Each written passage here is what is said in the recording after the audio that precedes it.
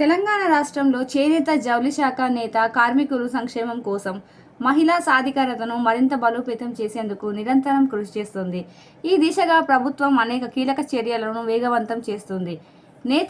కార్మికులు ఆర్థిక భరోసా, ఉపాధి అవకాశాలు కల్పిస్తుంది.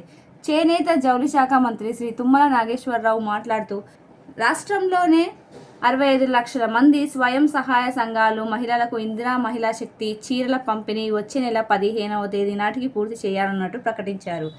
ఈ కార్యక్రమం ద్వారా 6,009 మంది నేతల కార్మికులకు 6 నుండి 8 నెలల పాటు స్థిరమైన ఉపాధి లభించింది. అంతేకాకుండా 6,780 మంది నేత కార్మికులకు రుణమాఫీ ప్రక్రియ వేగవంతం చేయాలని మంత్రి అధికారులకు ఆదేశాలు జారీ చేశారు.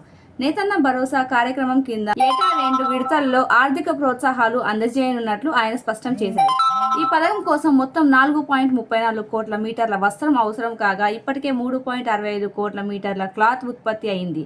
ఇప్పటికే 33.35 లక్షల చీరలు రాష్ట్రంలోని గోడౌన్లలో చేరాయి. ఈ కార్యక్రమం ద్వారా 6,009 మంది నేత కార్మికులకు సుమారు 6 నుండి 8 నెలల పాటు నిరంతర ఉపాధి లభించింది. తద్వారా మీకు నెలకు 18,000 రూపాయల నుంచి 22,000 రూపాయల వరకు ఆదాయాన్ని పొందుతున్నారు.